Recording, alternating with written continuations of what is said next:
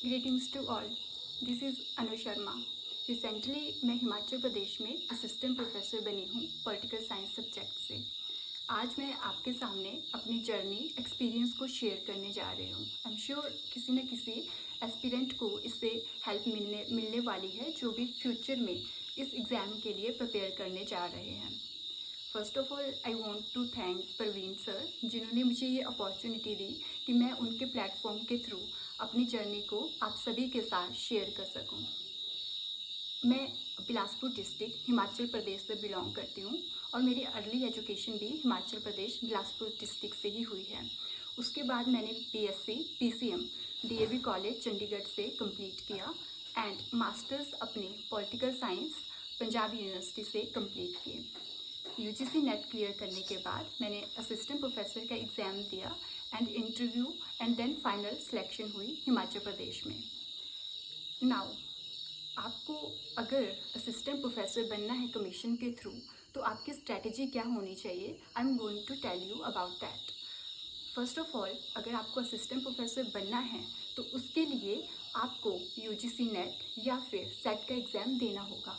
Set का exam आप उस स्टेट का दीजिए जिस स्टेट में आप असिस्टेंट प्रोफेसर बनना चाहते हो, और अगर आपके पास नेट का सर्टिफिकेट है तो आप इंडिया में कहीं भी असिस्टेंट प्रोफेसर बन सकते हो। मैं आपके साथ कमीशन के थ्रू आप असिस्टेंट प्रोफेसर कैसे बन सकते हो उसके बारे में बात करूँगी। आपके पास नेट या सेट का सर्टिफिकेट है, आप किसी भी स्टेट में कमीशन के थ्रू असिस्टेंट प्रोफेसर की वैकेंसीज निकलती है तो आप वहाँ पर अप्लाई कीजिए। नाउ फर्स्ट स्टेज है नेट या सेट क्लियर करना, सेकंड स्टेज है असिस्टेंट प्रोफेसर का एग्ज़ाम क्लियर करना, interview, then final selection. First and second जो स्टेज है उसके लिए आपको कैसे प्रिपेयर करना है मैं पहले आपको उसके बारे में बताऊंगी। सबसे पहले तो आपको सिलेबस को चेक करना है कि सिलेबस क्या है। देन आपको एग्ज़ाम का पैटर्न देखना है कि आपको क्वेश्चंस कैसे पूछे जाएंगे। आपको अपने सब्जेक्ट की इन डेप्थ नॉलेज होना बहुत ज़रूरी है। उसके लिए आप स्टैंडर्ड बुक्स फॉलो करिए। इसके अलावा आप ऑनलाइन प्लेटफॉर्म का भी इस्तेमाल कर सकते हो अपनी नॉलेज को एनहेंस करने के लिए एंड मोर क्लैरिटी के लिए कॉन्सेप्ट्स की। जब भी आप प्रेपरेशन कर रहे हो, रिमेंबर आपको नोट्स बनाने हैं, खुद से बनाने हैं और बहुत छोटे छोटे नोट्स बनाने हैं ताकि आप जैसे ही एग्ज़ाम पास में आता है आप उनको रिवाइज कर सको। आपको मल्टीपल रिवीजन लेना है अपने नोट्स का, फर्स्ट थिंग। सेकंड, आपको मॉक टेस्ट पक्का लगाने हैं क्योंकि वहाँ आपको पता चलेगा कि आपकी वीकनेस क्या है, आपकी स्ट्रेंथ क्या है, आप कहाँ पर लैग कर रहे हो। वो आपको कैसे पता चलेगा? जब आप ऑथेंटिक मॉक टेस्ट लगाओगे। आप मार्केट से आजकल ऑनलाइन डिजिटल प्लेटफॉर्म का ज़माना है, आप जाइए और ऑनलाइन आप मॉक टेस्ट दीजिए। आपको ये भी पता चलेगा कि आप कहाँ स्टैंड कर रहे हो जब आप अदर बच्चों के साथ कंपटीशन करोगे। साथ में आपको अपने बारे में पता चलेगा कि आपने जो पढ़ा है वो आपको कितना याद हुआ है, आपको कॉन्सेप्ट की कितनी क्लैरिटी है। आपको एग्ज़ाम के लिए रिवीजन, मॉक टेस्ट एंड इसके अलावा जो आपको प्रिपरेशन करनी है वो किसके अकॉर्डिंग करनी है, सिलेबस के अकॉर्डिंग करनी है। बहुत आपको स्मार्टली प्रिपेयर करना है एग्ज़ाम के लिए। जब आपकी ये दोनों स्टेजेस क्लियर हो जाएगी देन नेक्स्ट स्टेज है इंटरव्यू। एंड सी आपकी नॉलेज चेक हो चुकी है फर्स्ट एंड सेकंड स्टेज में।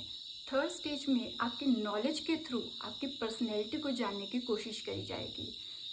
उसके लिए आपकी स्ट्रैटेजी अलग होनी चाहिए। इंटरव्यू में हमें एक डैफ फिल करना होता है। डैफ मीन्स डिटेल्ड एप्लीकेशन फॉर्म, जिसमें आपकी एजुकेशन, क्वालिफ़िकेशन, इसके अलावा आपकी फैमिली बैकग्राउंड, हॉबीज़ और आपको क्यों इस पोस्ट के लिए सिलेक्ट किया जाए उसके बारे में आपको बताना होता है। आप जो भी अपने डैफ में लिख रहे हो आप उसको जस्टिफाई कर सको इन इंटरव्यू में, आप इस बात का ध्यान रखिएगा। इंटरव्यू में डैफ से क्वेश्चन पूछे जाते हैं, जैसे कि मेरे केस में मेरे से क्वेश्चन पूछा गया कि आपने चंडीगढ़ से एजुकेशन क्यों ली, इसके अलावा आपने साइंस से आर्ट्स में क्यों स्विच किया। मेरे सिस्टर एम्स बिलासपुर में नर्सिंग ऑफिसर है तो उन्होंने मेरे से बिलासपुर एम्स के बारे में क्वेश्चन पूछा एंड जो नर्सिस को अवार्ड्स मिलते हैं उसके बारे में भी मेरे से क्वेश्चन पूछे गए। नेक्स्ट, आपको अपनी डिस्ट्रिक्ट और अपनी स्टेट के बारे में बहुत अच्छी नॉलेज होनी चाहिए एंड करंट इश्यूज़ क्या चल रहे हैं उसके बारे में भी आपको पता होना चाहिए। जैसे कि मेरे केस में मेरे से गोविंद सागर लेक के बारे में क्वेश्चन पूछा गया। इसके अलावा बिलासपुर डिस्ट्रिक्ट में हम टूरिज़्म को कैसे प्रमोट कर सकते हैं उसके रिलेटेड मेरे से क्वेश्चन पूछा गया। बिलासपुर डिस्ट्रिक्ट में एक इंजीनियरिंग कॉलेज बना है उसके बारे में पूछा गया एंड एम्स बिलासपुर एंड उस इंजीनियरिंग कॉलेज की सोशल, इकोनॉमिक, पॉलिटिकल रेलेवेंस क्या है उससे रिलेटेड मेरे से क्वेश्चन पूछा गया। मेरे से बिलासपुरी धाम के बारे में भी क्वेश्चन पूछा गया।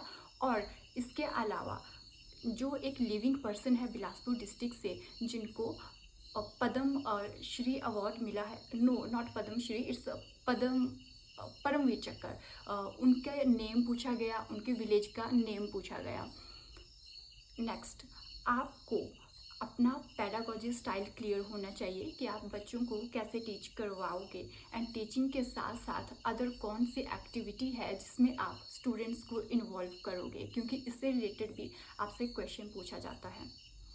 डेमो टीचिंग ली जाती है। मेरे केस में डेमो टीचिंग हुई थी और मुझे उन्होंने रैंडमली एक टॉपिक दिया टीच करवाने के लिए और वो डेमो टीचिंग काफ़ी लंबी चली एंड आपको 1 या 2 टॉपिक जो है वो इंटरव्यू में जाने से पहले डेमो टीचिंग के लिए प्रिपेयर करके जाना है। हो सकता है वो आपको ये कहे कि आप कोई अगर टॉपिक प्रिपेयर करके आए हो आप उसको टीच करवाइए, या फिर वो अपने आप से भी आपको कोई टॉपिक दे सकते हैं टीच करवाने के लिए।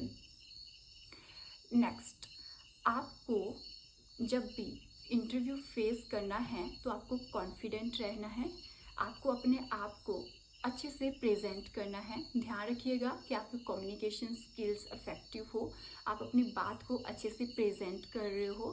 साथ में आपका जो ड्रेसअप है वो डिसेंट एंड फॉर्मल होना चाहिए। अगर आप फीमेल हो तो सूट या साड़ी आप पहन सकते हो। इंटरव्यू में जैसे ही इंटरव्यू हॉल में आप एंटर कर रहे हो हल्की सी स्माइल रखिए एंड जब एग्जिट कर रहे हो तब भी आप स्माइल रखिए और अच्छे से जो इंटरव्यू पैनल है उनको ग्रीट करिए कॉन्फिडेंटली। आप नर्वस नहीं दिखने चाहिए।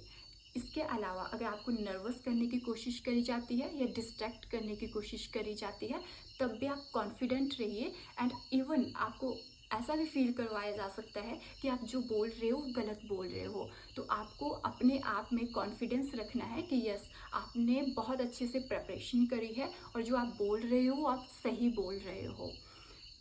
इसके अलावा मैं कुछ और टिप्स आपको देना चाहूँगी। जब आप प्रेपरेशन कर रहे हो, ओवरऑल प्रेपरेशन जब आप कर रहे हो आप कंसिस्टेंट रहिए। फेलियर जो है वो जर्नी का पार्ट होते हैं, आप उससे लर्निंग लीजिए। आप अपनी मेंटल एंड फिजिकल हेल्थ का ध्यान रखिए एंड आप अपने आप को ऐसे लोगों से सराउंड रखिए जो आप में पॉजिटिविटी रीइंफोर्स करते हो। वो आपकी फैमिली हो सकती है, कुछ सिलेक्टिव फ्रेंड्स हो सकते हैं या फिर आपके टीचर या मेंटर हो सकते हैं। और आप डेली कुछ ना कुछ स्पिरिचुअल रीड कीजिए ताकि जो आपकी मेंटल हेल्थ है वो अच्छी रहे एंड आप अच्छे से अपनी प्रिपरेशन कर सकें। This is all from my side and मेरी बेस्ट विशेस आप सभी के साथ है।